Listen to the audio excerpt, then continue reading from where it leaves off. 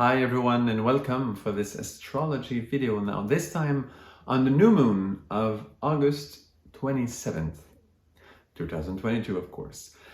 This new moon is quite unusual.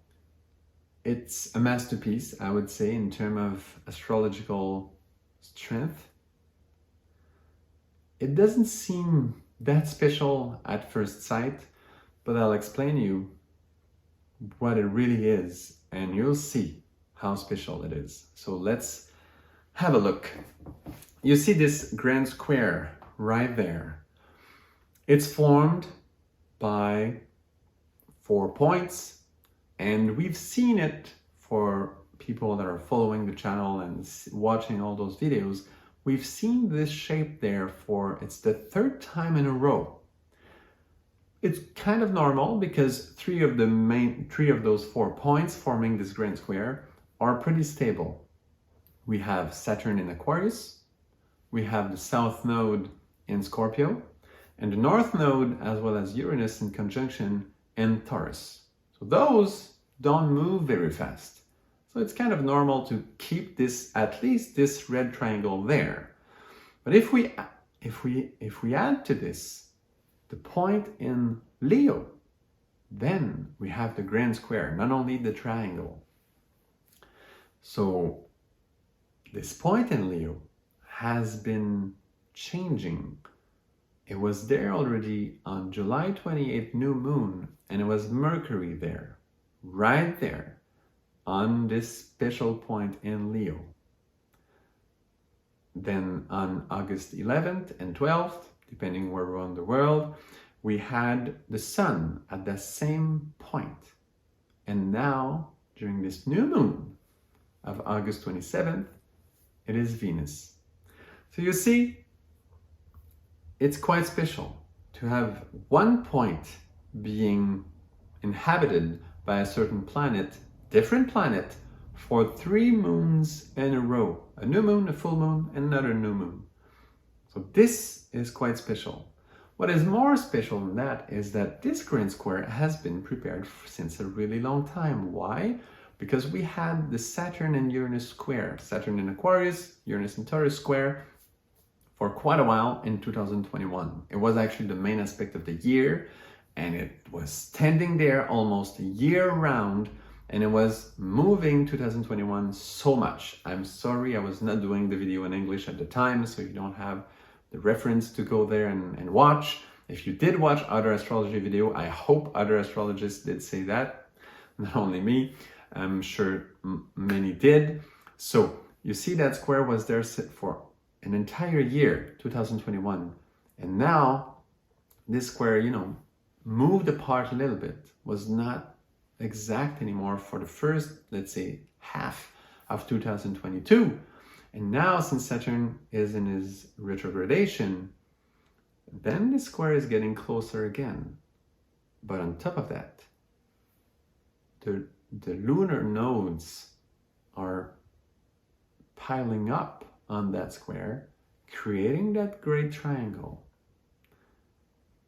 And this is special because the lunar nodes are talking about where we're coming from and where we're going. So when we're talking about, astrology for the whole world, it's another type of topic. It's huge when the lunar nodes are being involved into the main aspect that lasts for an entire year, 2021, the square Saturn and Uranus. So now this triangle is there, formed together, super strong aspect, moving, shifting, I would say like, the world's karma, we could say, or the destiny of humanity somehow. We can really see it this way, honestly, because this is so big, because Saturn is pushing the idea of Aquarius. We all know we're entering the age of Aquarius now. And this square of Saturn on Uranus and Taurus. Uranus and Taurus is the best to move things that never do move. In Taurus, very material. It's the fixed sign of Earth, Taurus. Uranus there is moving things that usually don't move. So we have the square of Saturn and Uranus now united with the axis of the lunar nodes, saying what we are changing here, what the idea of Aquarius are changing in the material world of Taurus, now this is changing the whole experience on Earth. You see, this is huge. And now that big triangle pushing, it's all converging on that point in Leo. And it was there already a few weeks before Mercury on July 28 did arrive at that point in Leo. It was already there, focusing, pushing that energy in Leo already, because that big triangle is there since a while. Saturn, Uranus, and the nodes, lunar nodes, are not moving very fast. So it was already there, but now planets are finally arriving. And sure enough, they arrive at that point at very special moments on a new moon, then a full moon, and then another new moon. So you see all this progression. It's quite unique to see this. And Venus being there in such a special preparation gives us a unique chance to work on our Venus. And Venus represents what? Love. Now, what's new, right? Everybody's talking about, oh, love. We need more love. We need to love more each other. And love is the key and all this. But this time we can work on a certain level of love, quite simple, by the way, which usually we cannot access. It's the level of love of our Venus that is our refuge. Do we say this? It's kind of our own source of happiness. Let's say we are sacrificing ourselves day and night. We work so much, and work sometimes that we don't like that much, but we do it because it's useful or it allows us to earn money, earn our life. And we do this, and then we have this space where we have our own comforting things in life that we finally receive. We have those moments. Sometimes it's family moments that gives us the most. Sometimes it's just, for some people, it will be less than this because they are not blessed to have a family, for example, that is really nourishing for them. So it could be only like food. For some people, it's alcohol. For some people, there's many different sources. For some people, it's friendships, friendship. Like they'll have, gatherings with friends, and that's it. They have those comforting moments, and it's their source of love. It's their Venus is right there. It's their love. And they find it. For some people, it's some kind of game. For some people, for some, you know what? It's scrolling on their phone. And it is reassuring for them. And it is comforting for them. And it does the trick.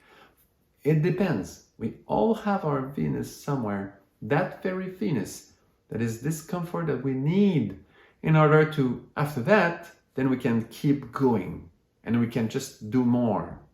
So that space is actually kept secret, kept protected really well by our inner Mars. This is our inner Venus, but our inner Mars, we know that Venus and Mars always work together. So that Venus is protected by Mars. If someone says, oh, stop doing that, we feel unrespected, we almost feel violent, we feel like, whoa. This is what gives me, the energy to keep going then and to do everything you need me to do for you, for example.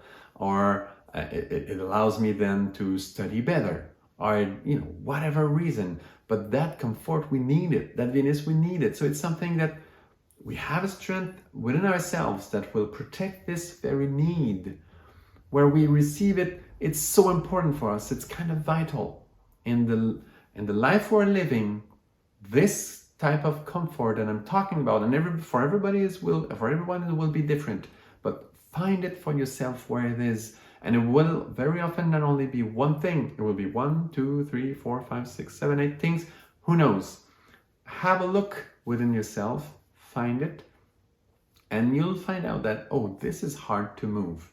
For some people, it's smoking a cigarette. And for some of them, try to make them stop. Very hard. Why? Not only because it's a drug, also because there's addiction, that's what I meant, but also because it's their comfort. And this comfort, I'm telling you, even spiritual guides, spiritual masters, very often, they cannot touch this. It looks very simple, but this is so important, I'm telling you. It's this Venus and Leo. Venus and Leo, it's love in the heart. So it's like our own heart. And this love, this kind of comfort, is like our blood. It's like the cement. We all know the cement that holds the universe together. We used to say it is love. It is universal love. But for us, with our own person on earth, in our own incarnation, this love, this Venus energy is there as well. And it is represented by our blood and our heart pumping this blood. And if we realize that this comfort is what actually holds everything else together, then we start understanding that that's why even great masters are not moving this energy so much. They're not asking this to change that much. They will talk about it. They'll be, they'll propose a few things, but very rarely they'll be able to change this and within their disciples. Very rarely they'll manage to get up to this point. Because why? It's guarded. It's like our heart. It's guarded. We cannot access it right there. It's too precious. It's guarded. Nobody will open my heart, my chest open to see my heart. Nobody. It's protected. Yes, it is protected. Why? Because it's holding everything else. So we used to say there's some type of enchantments. There's some types of contracts, of connections between our own love and the things we do. When we serve, when we do good deeds, when we do whatever we do, our actions, just the fact that we maintain good things, we do good stuff in our life, right? Well, all those good things are sustained by this Venus, by this comfort. And there are some type of contracts between them. The commitment itself of a disciple with his master, for example, well, there's some contract between this commitment and this Venus. One could argue, oh, it's not the same level, it's totally different, no connection. Go look within yourself, try to find out if there is a connection or not. You'll see there is one, there is two, there are three. Those enchantments, those contracts are there.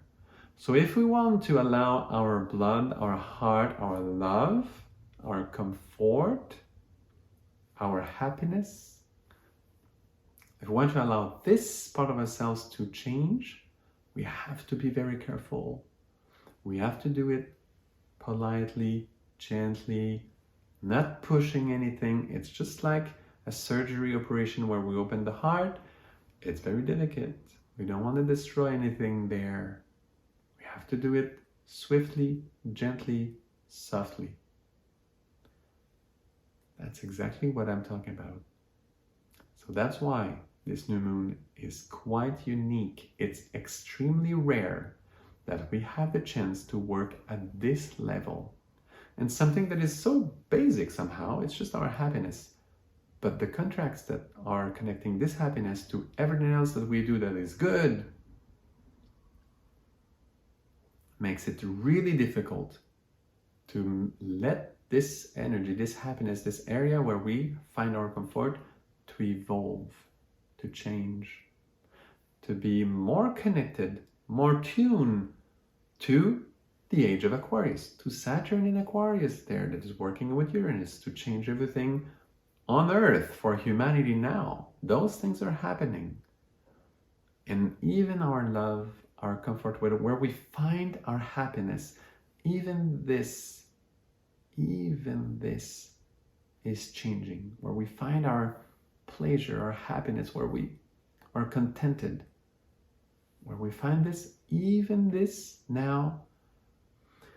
The whole sky, the whole zodiac has been moving things around just like it would do to open a locker, You know, there's a combination to do. We have to turn things, like it turned Saturn and Uranus for a year, and then it shifted again. Now it's going backwards, and now, whoops, it's pushing Mercury in Leo to create this grand square, and then it turns around a little bit more, and now it's the Sun, and now it turned, and while the Sun was there, Mars also at the same time, and then it turns a little bit more, and here it is, Venus.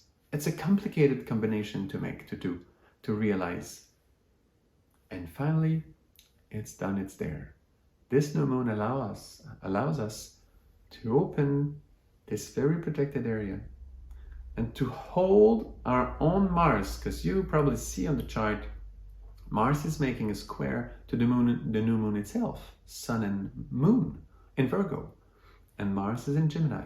So there's a square there, pretty precise, it's a good square. So this is holding back Mars a little bit, so we can open up, and we know that Mars won't go there and try to slash stuff and just change things in a brute manner. It's clean, it's swift, it's gentle, it's soft. You see, this is how we can act on our heart and blood, on our love, on our comfort, on our pleasure, on our contentment. We have to look at this, open this topic. It's rare to do it. It's rare that the whole sky has been preparing that type of moment. Now it's a good moment to do this and to start slowly, gently. Let the age of Aquarius do the job. Let the age of Aquarius slowly tune our Venus. This love, this pleasure, this happiness, you know, all those levels of Venus within ourselves. This age of Aquarius, this energy of Saturn in Aquarius is able to dissolve those enchantments that are connecting our comfort, or we're contented, to our commitment in life. Those enchantments have to be lifted, have to be changed. There are new commitments to come, and the quality of our love, the quality of our happiness, the quality of our blood and heart have, well, I cannot say have to, because it's not soft enough. You see? Are blessed, are being visited by this Aquarian energy. And it's going to lift a few enchantments there. And it's going to purify our blood, our love, our happiness. And slowly we're offering also this, to the beings of light. We're opening ourselves to what is coming for humanity, so that this also is ready to change. And then our life will be changing a lot. Think about it. If our blood gets purified, if it gets more better, more rich, more clean, more, I don't know exactly what everybody needs, specifically one by one, but as our blood becomes just better, just, more adapted to what needs to be done, what is coming actually. Even saying needs to be done, it's too offensive. It has to be soft, because it's our heart, because we cannot go there and push. If we go there, we have to do this gently, because it's holding the whole balance of our whole life. But we can look at it from time to time, and this is one of those moments where we can do it. I'm telling you, this is absolutely rare. So if you love if you appreciate what I've been saying in this video, share it with your friends. It's a precious one, that one. And I know it's a super young channel. There's very few views, and it's super small channel. I'm usually doing this in French. You see my accent, of course. Well, if you think that you have friends speaking English that could benefit from this video, please share. And I'm sure most probably they will really appreciate this. It's a special one. It's one of a kind. This kind of possibility are rare, and all the astrological forces are helping us to do this. So I know that more people talk about this, changing, letting our love evolve, our happiness and all this. Of course I know this. I did it in a special way where I'm emphasizing the level of